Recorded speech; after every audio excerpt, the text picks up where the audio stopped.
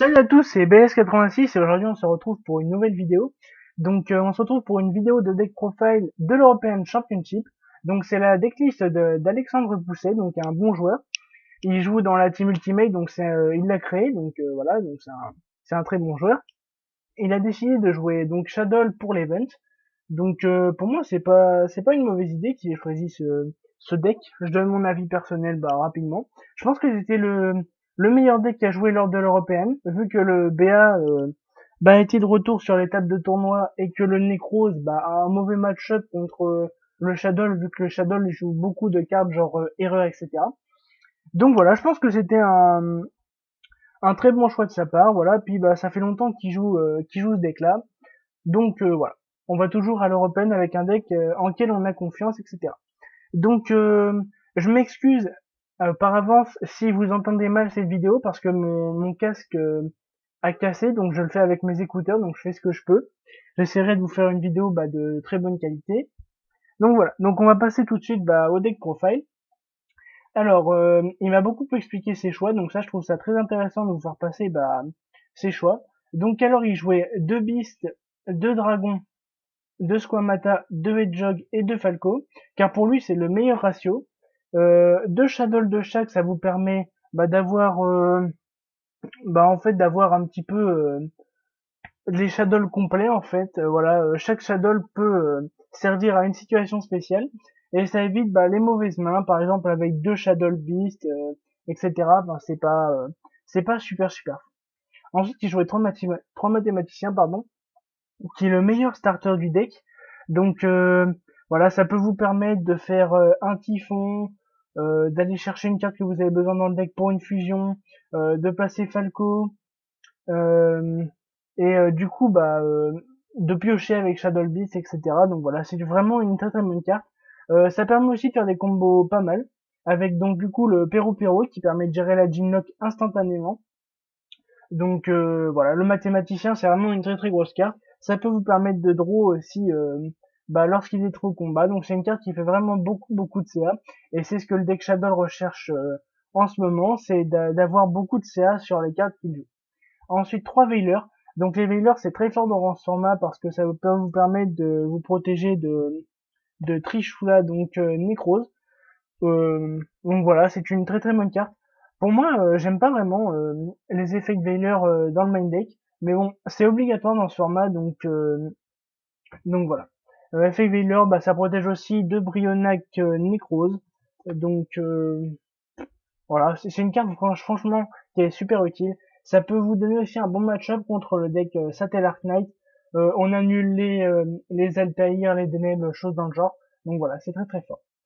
Euh, Thunder King Reo, donc la meilleure carte contre le Necrose. C'est une carte vous posez directement contre Necrose et vous cassez la game direct. Voilà, c'est un game breaker carrément. C'est vous le mettez sur le terrain et votre adversaire peut plus jouer. Donc c'est vraiment une très très bonne carte. Donc voilà, on aime bien l'avoir en main de départ, etc.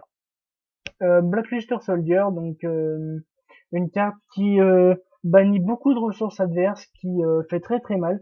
Vous avez qu'à déjà voir la finale contre la finale de l'European Championship. Cette carte a fait la game totalement, voilà. C'est la meilleure carte du jeu selon moi. Ensuite, Félix. Donc Félix est une très bonne carte. Avec Mathématicien, ça peut vous permettre de faire Black Rose ou Arcanite Magician.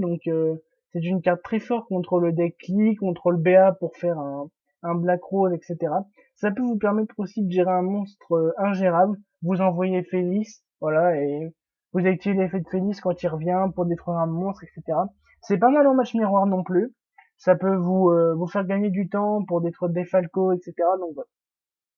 Le Pero, donc une carte, comme j'ai déjà dit, très très puissante, qui vous permet de gérer pas mal de cartes, dont la Ginlock qui fait très mal contre le deck Shadow actuellement. Ensuite, on va passer aux magies. Il faut savoir qu'il jouait 20 monstres pour beaucoup de stabilité, pour être sûr d'avoir des mains équilibrées dans le départ, quoi, pour avoir 2 ou 3 monstres, des pièges pour le protéger, etc. Donc voilà. Concernant le ratio des magies, c'est des 3 Shadow Fusion, donc ça peut vous permettre de mettre le TK. Ça peut vous permettre pas mal de combos contre Burning Abyss, etc. Voilà, votre adversaire déclare l'effet d'un Burning Abyss, vous chaînez El Shadow Fusion, et donc du coup vous faites une Winda, il aura fait son Invox P, voilà, c'est vraiment une très très bonne carte contre le deck Burning Abyss et contre tous les decks, parce que ça permet de sortir l'extra deck, donc voilà.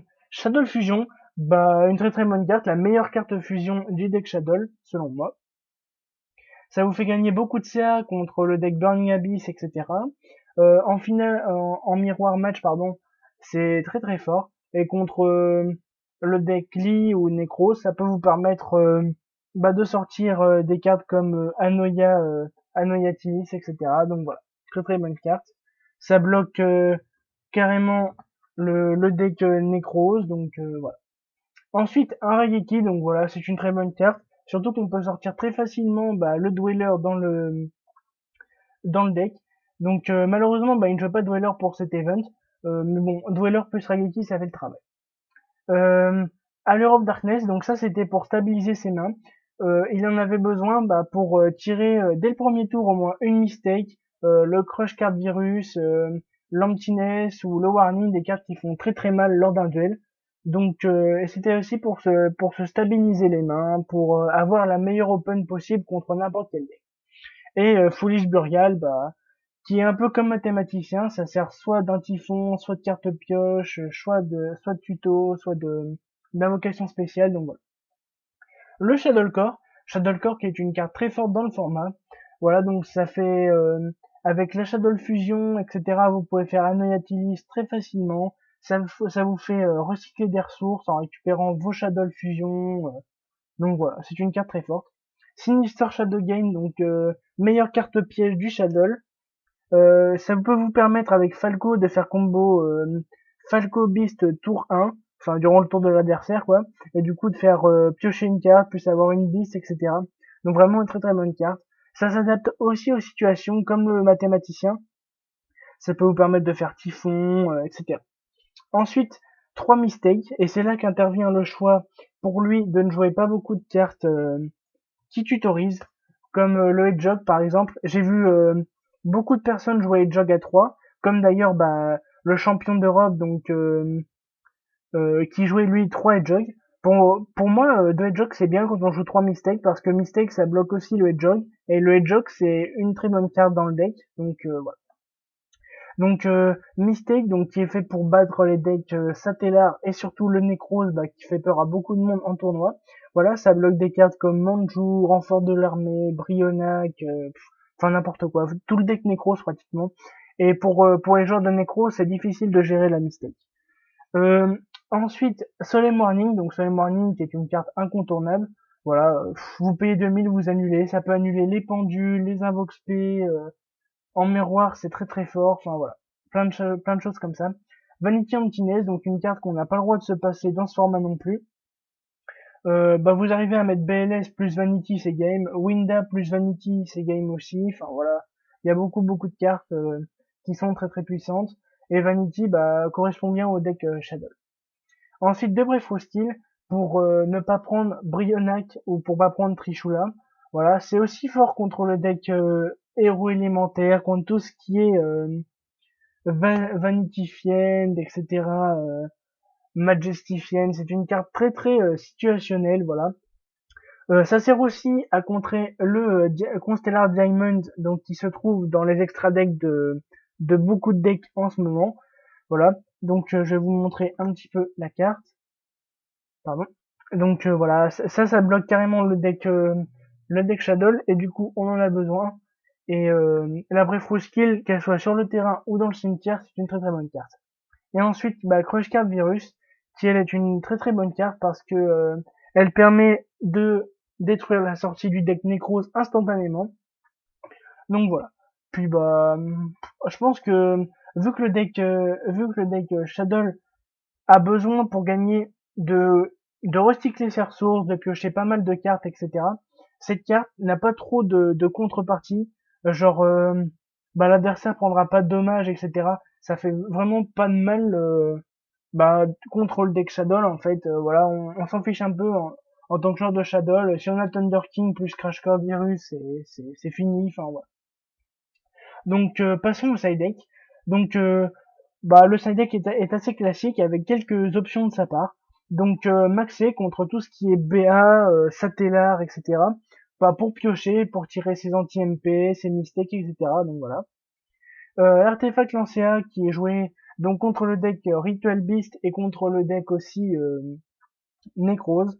Donc voilà, cette carte fait énormément de game, hein. Très bien placé un artefact lancé à ces games. Donc ça permet ça permet de d'annuler, enfin d'empêcher l'adversaire de faire kaléidoscope, etc. Des choses comme ça dans le cimetière.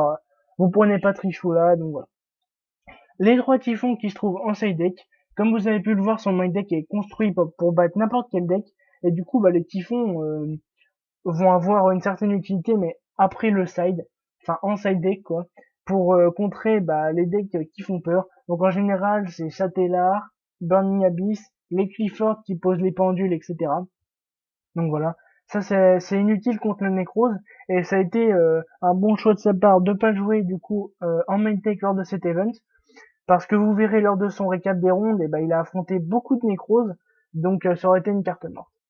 Ensuite, miroir de la barrière de glace. Donc ça, c'est parce que des fois, bah il y a l'impossibilité de gérer le trichou à l'adverse. Donc quand on a cette carte, et bah ça fait beaucoup de CA de moins à votre adversaire.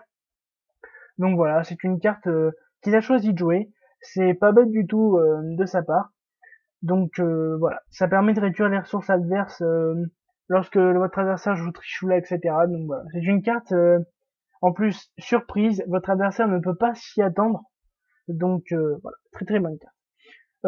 Mind Control, donc Mind Control qui est une bonne carte en side, donc contre les miroirs Shadow et contre aussi le deck Necrose. Vous prenez un Sanju, un Monju, vous pouvez faire Castel instantanément, etc. Vous pouvez faire ça aussi sur le Closolas adverse, voilà, donc qui a la Ginlock. Vous faites ça et ensuite vous pouvez invoquer spécialement, donc c'est une très bonne carte. Décret royal. Donc ça, c'est dans la possibilité que vous jouez un deck qui a beaucoup plus de pièges que vous, genre le Satellar ou le Burning Abyss. Vous mettez ça contre Satellar ou Burning Abyss instantanément et voilà, bah c'est pratiquement game à chaque fois. Et donc Fairy Wind, qui est une carte très utile contre le deck Clifford et Yosenju, voilà. Ensuite donc l'extra deck donc assez classique. 3 constructs, la meilleure Shadow disponible, enfin le meilleur monstre fusion Shadow disponible. 2 Winda, il n'a choisi de pas jouer 3 Winda, sûrement par manque de place, donc 2 Winda ça reste très potable, hein.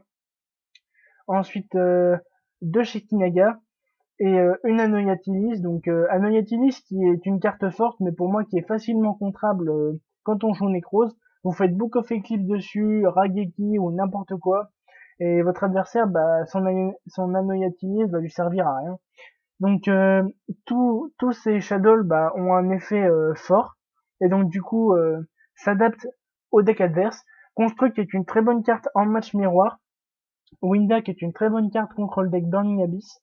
Shekinaga qui est une très bonne carte contre le Necrose. Ça permet de pas prendre Trishula, etc. Et l'Anoyatilis qui est une très bonne carte parce que ça peut vous permettre de bloquer le deck Satellar ou le deck Necrose. Ensuite, en Exil, il jouait un Castel et un Exciton. Donc l'Exciton qui a la réputation de remonter une game carrément.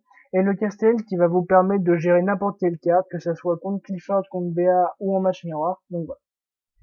L'Armades, donc ça c'est pour ne pas prendre les mains. Lorsqu'on attaque aussi, ne pas prendre Valkyrus, etc. Black Rose qui est une carte énormément forte contre le deck Clifford et contre le deck Burning Abyss en match miroir, etc. L'Arcanite Magicien, c'est une très bonne carte aussi. Voilà, en match miroir, c'est très fort. Contre Burning Abyss, c'est très fort aussi. Le Léo qui est une carte forte contre Burning Abyss, voilà. Elle est pas facilement ciblable, donc on peut faire le café avec Léo. Et finalement, le Star Eater, qui avec le corps plus le petit Falco, ça vous permet de gérer une tower. Donc pour 2 cartes, vous avez Star Eater. Donc voilà, très bonne carte. Ensuite, on va rentrer plutôt dans les rondes. Et donc du coup, il a fait 7-1 à la fin du premier jour. Donc il avait qu'une défaite, il termine 14e lors du jour 1, il passe en jour 2, voilà, et il va faire 8-2 à la fin du jour 2, il va terminer 22e, du coup il passe en top, et il va perdre malheureusement en top 64 contre Eugene Haidt, donc l'ancien champion d'Europe.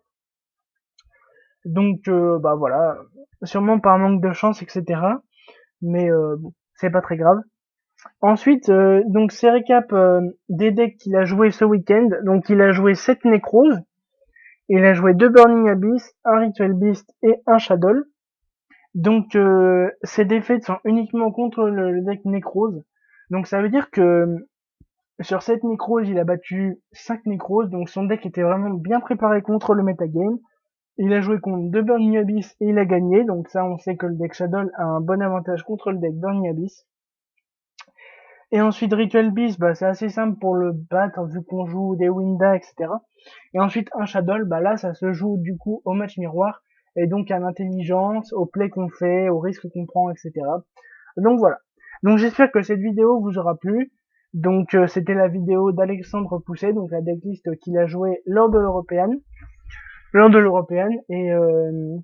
Et donc voilà, donc je vous remercie à tous d'avoir regardé cette vidéo. Si elle vous a plu, n'hésitez pas à lâcher un commentaire, à mettre un j'aime ou voilà, etc. Et si vous avez des decklists ou même des vidéos à me demander, n'hésitez pas. En ce moment, je suis en recherche de vidéos pour ma chaîne. Donc voilà. Donc je vous remercie à tous d'avoir regardé cette vidéo. Bonne nuit à tous.